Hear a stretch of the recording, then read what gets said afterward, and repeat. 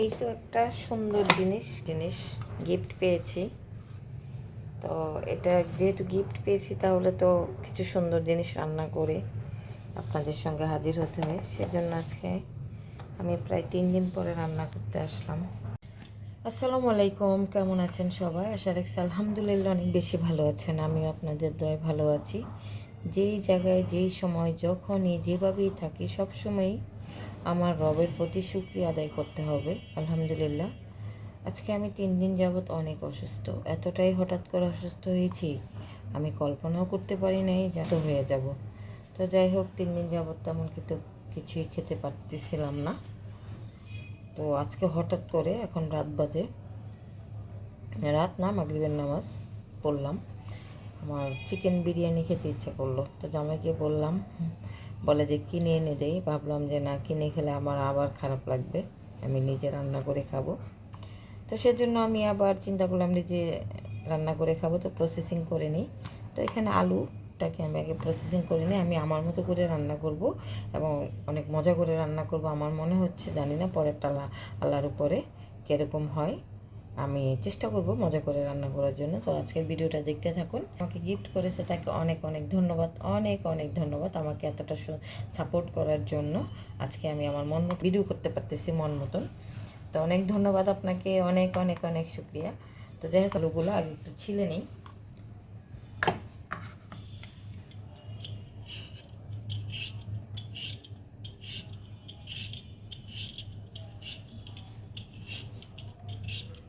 তো আমি এই আলুগুলো আস্তে আস্তে রাখবো, আমি কাটবো না। তো সবগুলো আমি আলু এভাবে একে একে ছিলে নিচ্ছি। তো আমি সবগুলো আলু সুন্দর করে কেটে নিয়েছি, এখন ধুয়ে নিব। আলুটা আমি ধুয়ে নিয়ে আসছি। তো এটা আমি একটা সাইডে রেখে দিই। তো আমি সালাডটাকে কেটে নিই। আগে শসাটাকে একটু ভালোভাবে ছিলে নিচ্ছি। কয়েকদিন হয়ে গেছে, একটু ডাবিয়ে ডাবিয়ে এটাকে ছিলতে হবে।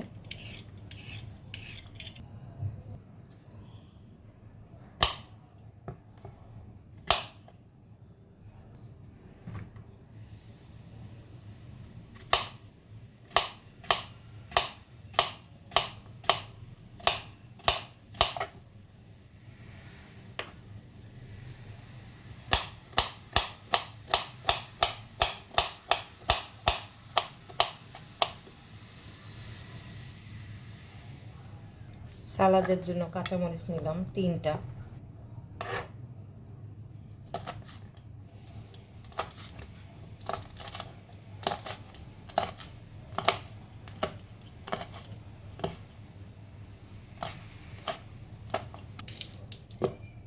বড় বড় 2টা পেঁয়াজ,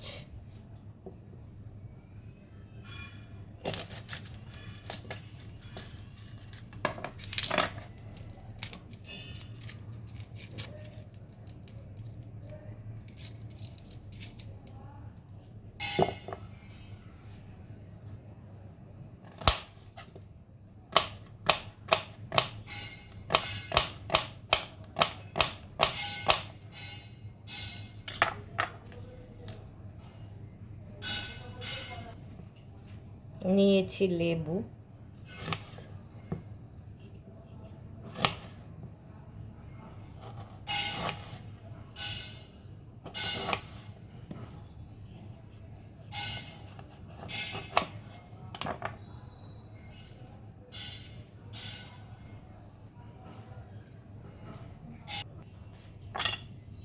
সালাদের সব কিছু শেষ। ধনিয়া পাতা, ধনিয়া পাতাটা দিলে সালাদের একটা যে সুন্দর মজা সেটা হয়ে যায়।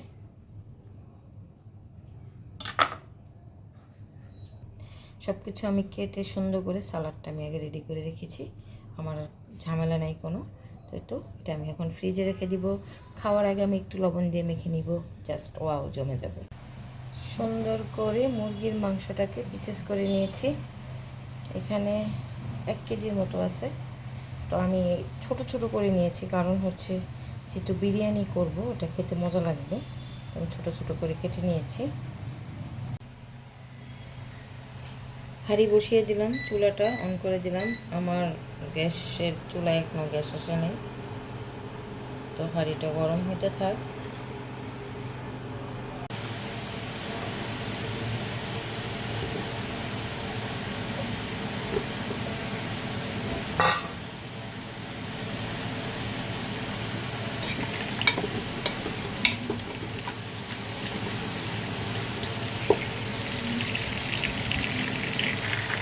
আমি আলু, শুকনো মরিচ, তেজপাতা সব কিছু দিয়ে একটু হালকা ভেজে নিচ্ছি।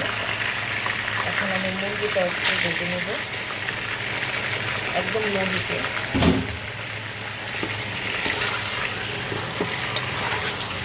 একটু হালকা ভেজে নেই। কিছু কাঁচামরিচ দিয়ে দিলাম। এখন দিয়ে দিচ্ছি আদা রসুন, কিছু পেঁয়াজ। এখন এটাকে আমি কষিয়ে সুন্দর করে রান্না করে নিব। গোটা মশলা দিয়ে দিলাম, গোটা মশলাগুলো সব সুন্দর করে।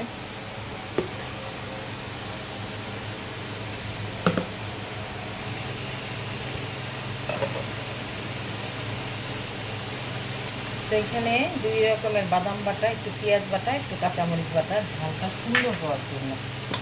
তো বাদামটা একটু আগে দিতে হয়, ভালোভাবে কষিয়ে নিতে হয়, তা নাহলে বাদামের একটা আলাদা স্মেল থাকে। ঢেকে দিলাম।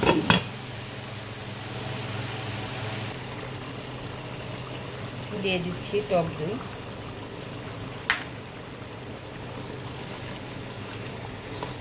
মাংসটা আমার অনেকটা সিদ্ধ হয়ে গেছে, রান্নাও প্রায় শেষ।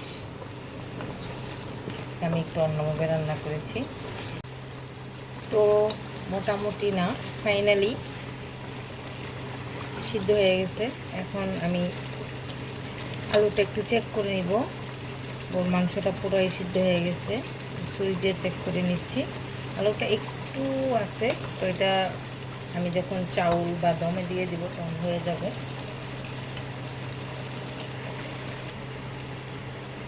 আমি এখন চাউলটা দিয়ে দিচ্ছি। এখানে আলু ভর্তা, কিশমিশ একসাথে দিয়ে দিলাম। 3 পট চাউল নিয়েছি।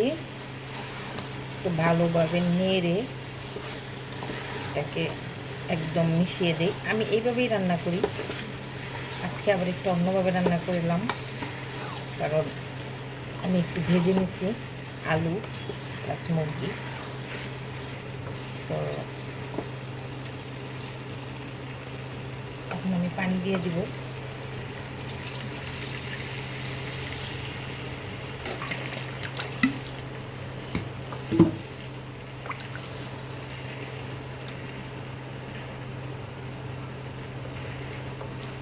দিয়ে দিচ্ছি একটু চিনি, বিরিয়ানি লবণ দিয়ে দিচ্ছি।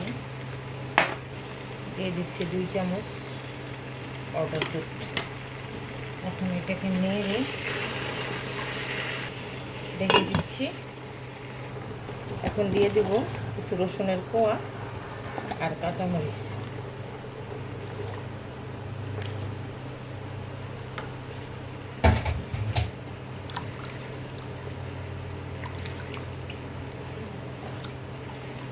ঢেকে দিলাম। দেখি কি অবস্থা।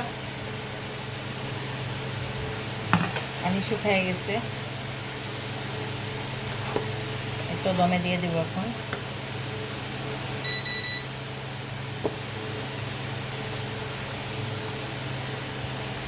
আমার বিরিয়ানি ডান। আমার এই তো দিয়ে দিচ্ছি ঘি, একটু বেশি করেই দিচ্ছি।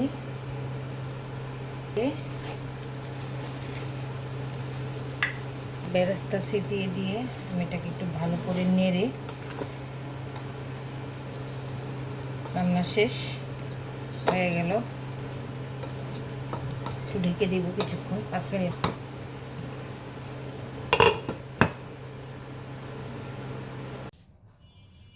বিরিয়ানি ডান। রাত বাজে 10টা। অনেক খেতে মন চাচ্ছিল, কষ্ট হবে বিদায় রান্না করতেছিলাম না। আজকে আর পারলাম না, রান্না করে নিলাম। তো আমার আজকের বিরিয়ানিটা কেমন হলো কমেন্ট করে জানাবেন সবাই। আল্লাহ হাফেজ, আসসালামু আলাইকুম।